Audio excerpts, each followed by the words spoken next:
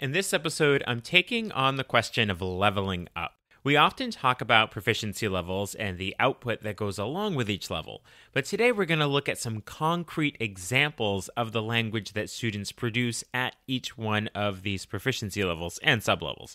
And then I'll share some examples for how we can support students in leveling up their language. So let's jump in. Are you a language teacher looking for some reassurance that what you're doing in the classroom is on the right track?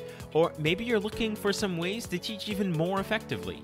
If you're one or the other or somewhere in between, you've landed in the right place.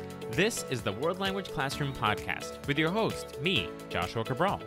You're about to get tips, tools, and resources so that your students continue to rise in proficiency and communicate with confidence. Let's jump in. Vamos, allons-y.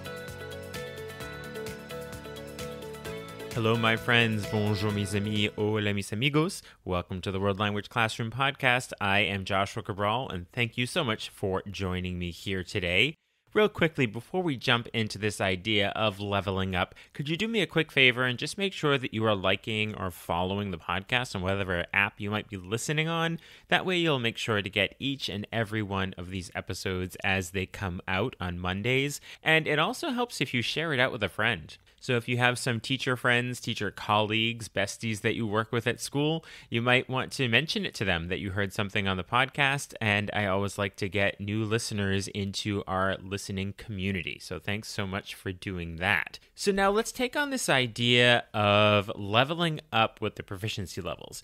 So if you want to do a deep dive into the proficiency levels in terms of why they exist, how you can exactly use them with students, I really get into it way back on episode 12. So I'm going to link that in the show notes. So if you want to give that a listen, that might give you a foundation if you're new to this idea of proficiency levels. But, for now, we're going to look at how we can use them to help students level up. But if you want to do a little recap, the episode 12 link will be there for you in the show notes. But just to give a little bit of a foundation here before looking at leveling up, when we talk about these proficiency levels, these are the ACTFL proficiency levels, we have the novice, we have the intermediate, and we have the advanced. Those are the general levels. Then within each one of them, we have novice low, novice mid, novice high, intermediate low mid high, advanced low mid high. The levels go higher than that, but for the purposes of most of the teachers that I connect with through this podcast, we're not going to really go above the advanced level. So when we look at the novice low, novice mid, novice high, we're talking about students producing single words, then eventually some chunks of language, and then chunking phrases together. Then as they move on to the intermediate, now at intermediate low, they're going to be doing discrete sentences. That means single standalone sentences. And then they'll move up through intermediate mid and high, and that's where they're going to start putting together some strings of sentences that are more connected to each other using transition words, maybe starting to look at other verb tenses or time frames with the way that they're speaking, moving towards creating paragraphs and speaking within paragraphs, if we're talking about interpersonal speaking. And then once we get up into the advanced level, where they're going through low, mid, high as well, we're talking about really well done paragraphs in terms of speaking interpersonally, particularly with writing as well, then through multiple paragraphs and pages of a common theme that they can be working with, whether they're writing or they're speaking on that topic. So that's the general foundation of what these proficiency levels are. So when we are talking about that novice level, and we mentioned individual words and phrases, what students are essentially doing at that novice level is they're speaking minimally with formulaic and rote language. And what we mean by that really is that it's mostly memorized language. Then when they move up through that intermediate level, where those discrete sentences are starting, those standalone sentences, students are creating with language. They are not relying on chunked memorized phrases putting together, but they're really creating language on their own. And they're also beginning to ask and respond to questions, particularly information questions. And then when they move up into that advanced level, where they're speaking more in paragraphs, and I'm speaking mostly about interpersonal here, but we can look at the other modes for writing and listening as well. But up at that advanced level, students are speaking quite effectively in various time frames. So they're not focused on the present of what's going on, and they're able to deal deal quite well and effectively with language that isn't always anticipated. So that means you can change out topics and they're still going to maintain that advanced level of language. So that's what we're talking about when we say novice level language, intermediate level language, and advanced level language. But all of that is rather theoretical. Yes, we say that it's individual words, it's phrases, it's discrete sentences, paragraphs. Those are the linguistic terms that we often use when we're talking about these ACTFL proficiency levels. But what I want to do today is to provide some concrete examples of the actual language and topics that students can produce at each one of those levels and sublevels, and what they can do to then move up a level or to move up a sublevel. So I will be giving specific examples for each of the levels and sublevels, but it might help you to have a visual for this. So if you go to my blog, wolclassroom.com, and go to /level up, so wolclassroom.com/level up. There's actually a PDF I have on my blog that you can download, and it's something you can provide to your students as well or use as your own reference because it's actually going to have all of the details and examples I'm going to talk about right here. So the link for that will also be in the show notes, but wolclassroom.com/level up, and you can get a copy of the PDF that I'll be referencing here with all of these examples, as well as all of the tips and suggestions for helping students to level up. So let's start at the novice level. So we'll start at novice low. So we'll look at novice low, mid, and high.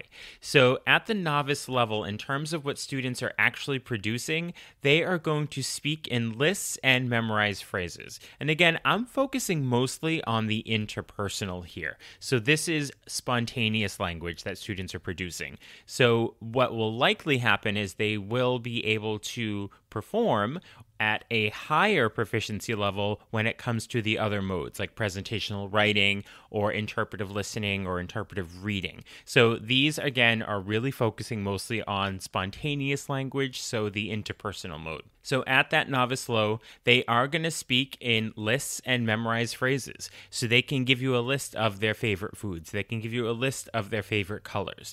They can give you a list of their family members and their names. But they're not going beyond that because these are things they can do with a single word or a list of words because that's what they're producing at the novice low level.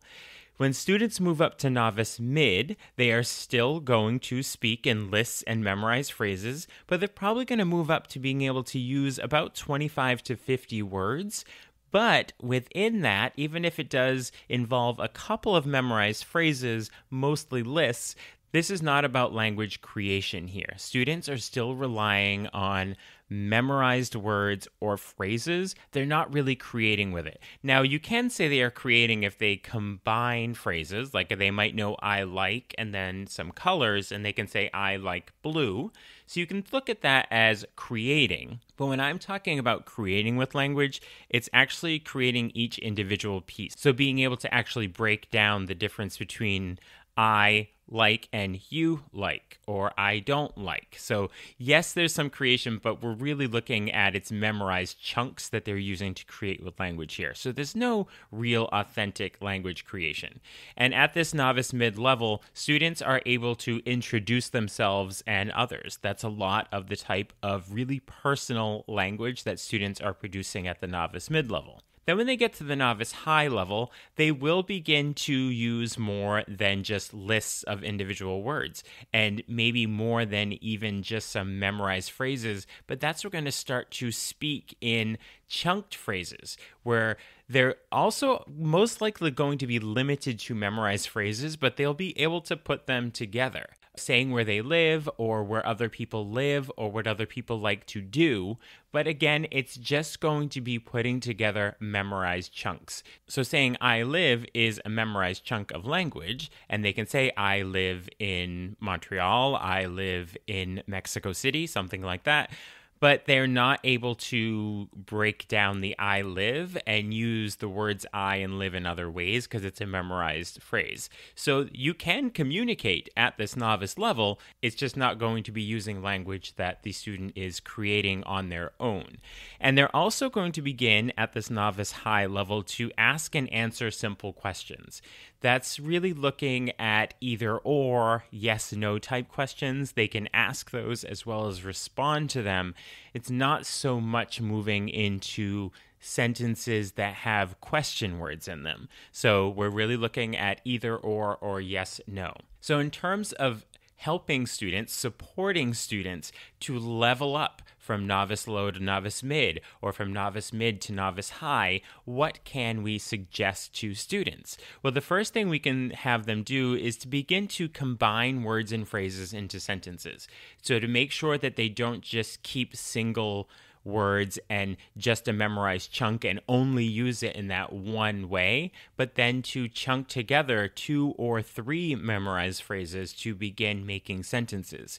And then we can have them also begin to ask questions. And again, start with either or questions or yes, no questions, but it is a way of getting some information. And then we also want them to just continue learning new words and phrases. A lot of times at the novice level, the most helpful thing is to have a lot of language to work with. And even though it's not a ton of phrases, they can then use the phrases that they have and attach on single words or 1 or 2 words. So it's really helpful for students at the novice level to really focus on learning a lot of vocabulary so that they can then use that as they're communicating and beginning to formulate sentences. And then we move on to the intermediate level of proficiency. And again, we'll have intermediate, low, mid, and high. So at the intermediate low level, this is where students are going to speak in complete sentences. That means that they're doing more than just combining phrases together to say things like, in the summer, I play basketball, where they can say in the summer as a phrase and I play basketball as a phrase. Yes, it's a sentence, but it's not a sentence created by students. But what they are able to do when they are truly at that intermediate low level is to create with language and begin saying that I do this and he does this, and she doesn't do this, but sometimes she does this. So it's moving beyond memorized chunks of language and creating language on their own. And so this will allow for simple conversations about common topics. Whereas at the novice level, it's very personal, some personal details, asking maybe some personal details, giving some personal details about family and interests and descriptions. But when we get into the intermediate low level, we can have more conversations on topics about interests around books and reading and sports and activities and travel, or what different family members are doing, or what you're doing at school or before school, or what you're doing on the weekend. So simple conversations about more common topics like that are going to allow students to expand on their language at that intermediate low level. And it's that idea of creating sentences that is going to allow them to move beyond just those personal topics and to begin to look into other topics to have simple conversations about. As we move on to the intermediate mid-level, students are continuing to create with language, and that does not mean, let's keep in mind, that it's always created from scratch. At the intermediate low, intermediate mid-level, even going higher than that, a lot of times we do use some memorized chunks of language and then we create around it. So we do want to make sure that students are not feeling like they always have to create everything from scratch, because if they have a really good memorized phrase that they can build from, we should use all the language at our disposal when we're communicating.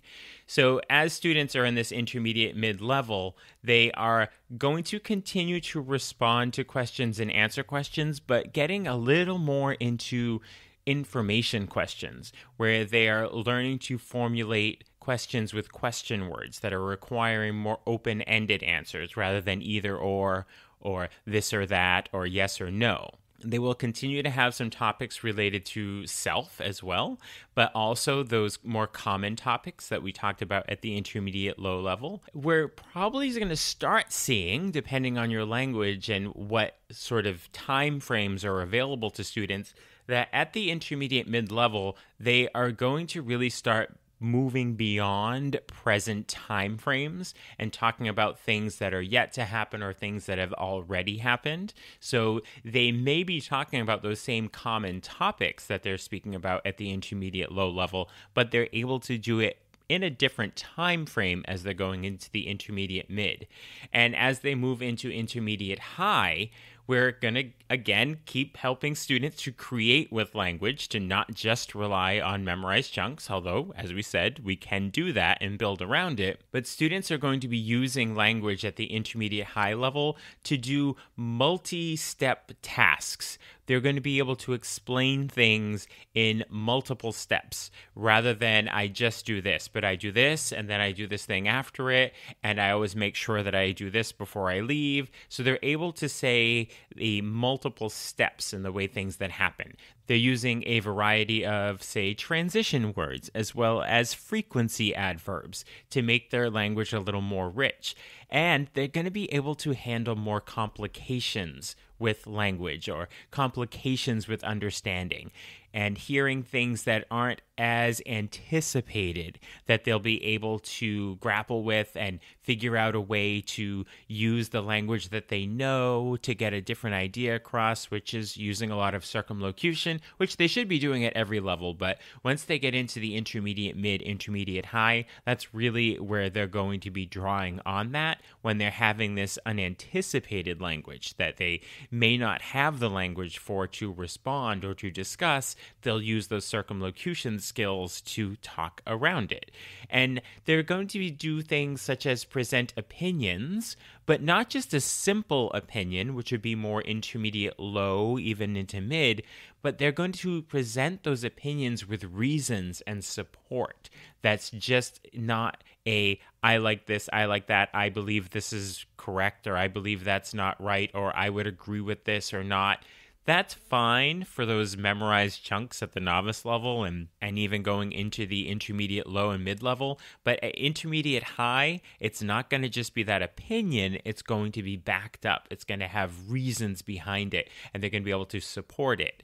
And at that intermediate high level, speaking in those different time frames is going to be much more prevalent. Students will be more comfortable moving outside of a simple present time frame, but more talking about future things or past things that happened. But we also have to keep in mind that though that's happening, there are likely going to still be errors and mistakes in the language. It's not going to be completely accurate at this point because they're still in the process of developing their proficiency. So though at that intermediate high level, students are able to speak about multi-level tasks and to handle complications with language and support their opinions and all that, they are speaking in other time frames, but it's not going to be completely accurate. None of these proficiency levels to this point are going to be completely accurate, particularly not at the intermediate level. You will actually likely find a great deal of accuracy at the novice level, and that may sound a little strange to think, so their language starts really accurate and then it becomes not accurate at the intermediate level. But let's remember that at the novice level, students are speaking in memorized chunks of language. So that means that if you're teaching a language that has noun genders, if they have a memorized chunk of language, it's going to include the article for that noun gender. They memorize it as a chunk, and it's always going to be right. And so when they move into creating with language at the intermediate level is when they start to break apart those memorized phrases, and they might get some of the noun genders wrong. They might get some of the verb forms that are a little inaccurate here and there. And so that's because they're creating with language, but we want to give them the opportunity to do that. So we don't want to keep them at that novice level, even though it can feel good because it's rather accurate. We want to move them towards the intermediate level, but be ready for the fact that creating with language means leaving those memorized chunks behind, and that there's going to be some inaccuracy that will likely come up as they're progressing through to the advanced proficiency level. So how can we then support students to level up within the intermediate level? Well, we can start by encouraging them and giving them opportunities through tasks to speak in more complete sentences where they're not relying on memorized chunks of language or single word answers, because that's what keeps them at the novice level. So we want to give them prompts and give them tasks that require complete sentences so that they have those opportunities to be creating with language.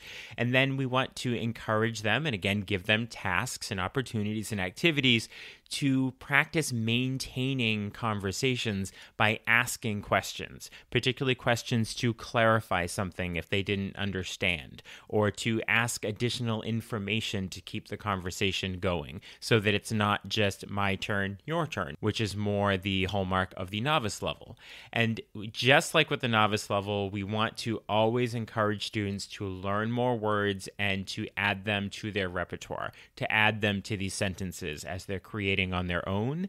And as I mentioned with circumlocution, this skill is essential at all the proficiency levels, but particularly if you have students at the intermediate, mid, or high, where they are starting to deal with unanticipated language and a lot more spontaneous language use, that skill of circumlocution, using the language that they do have to create language that they don't know the words for, is going to be really helpful there.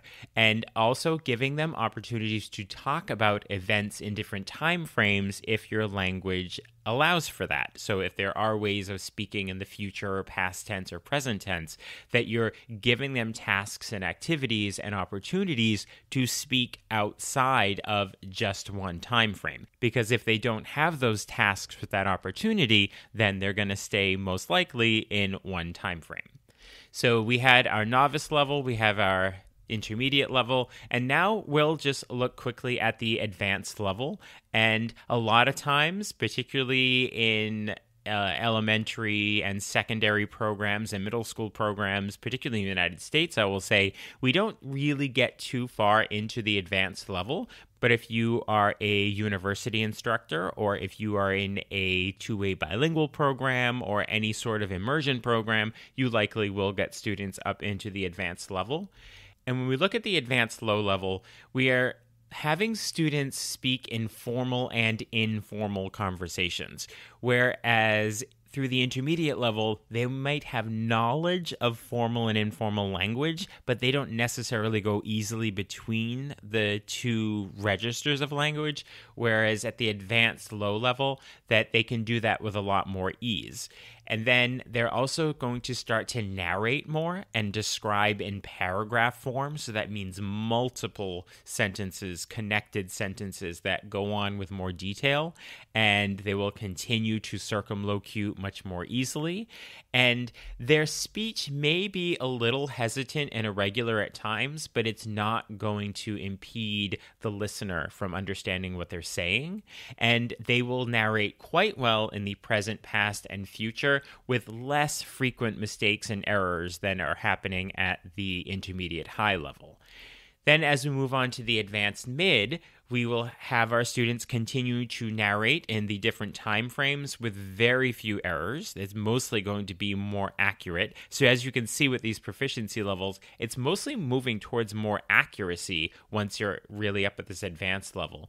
And so students at the advanced mid level will be speaking on concrete topics and familiar topics. They will speak well on concrete topics as well as familiar topics, and then start to deal quite well with unanticipated language and topics that they might not be so familiar with. And then the end-all be-all for a lot of our programs before they get into the much even higher proficiency levels would be the advanced high.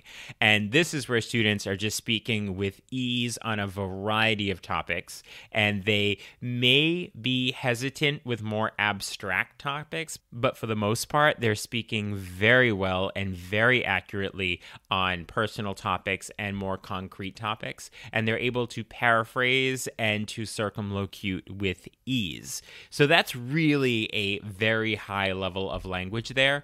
And as I said before, I'm mostly looking at interpersonal language.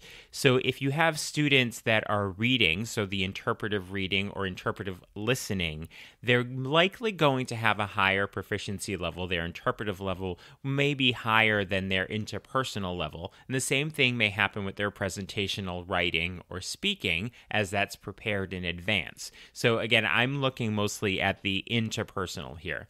So how can we help students to level up once they get to this advanced mode? So we can have them work on supporting their opinions. So that means providing activities and prompts that give them that opportunity to not just state an opinion, but to really support it with a lot of evidence.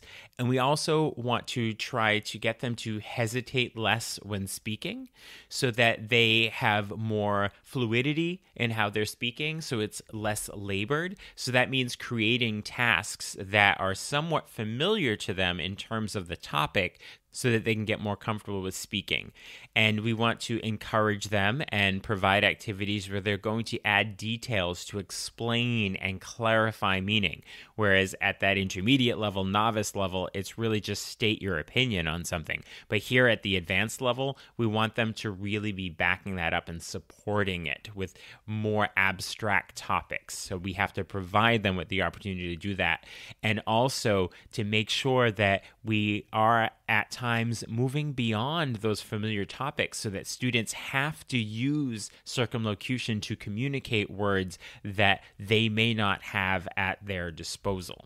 There you have it. The whole idea of these proficiency levels is incredibly useful for us as teachers, but we have to remember that at each of the proficiency levels, novice, intermediate, and advanced, that there are the 3 sublevels, and that language is going to look a little different at each one of the sublevels, and we can create tasks and prompts and activities for students that encourage them to level up. So be sure to check out the show notes where you'll see the link to get the PDF of these language output examples and suggestions for leveling up that I talked through.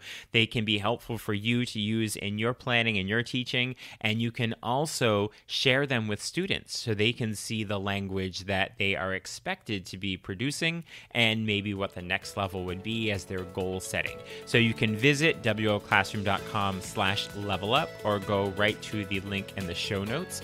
There are also links to sign up for Talking Points, my weekly email newsletter with tips and resources for language teaching, and there's a link to get in touch with me if you would like to work together, either in person in your school or remotely. I will talk to you soon. Bye for now. Thank you for listening to the World Language Classroom podcast. Be sure to follow or subscribe wherever you're listening so that you never miss an episode. Let's keep the conversation going on social media. Connect with me on X, aka Twitter, Facebook, and Instagram at WL Classroom. And for even more valuable resources, visit my website, WLClassroom.com, where you'll find over 300 blog posts about language teaching. So stay inspired, keep growing, and continue making a difference in your language classroom.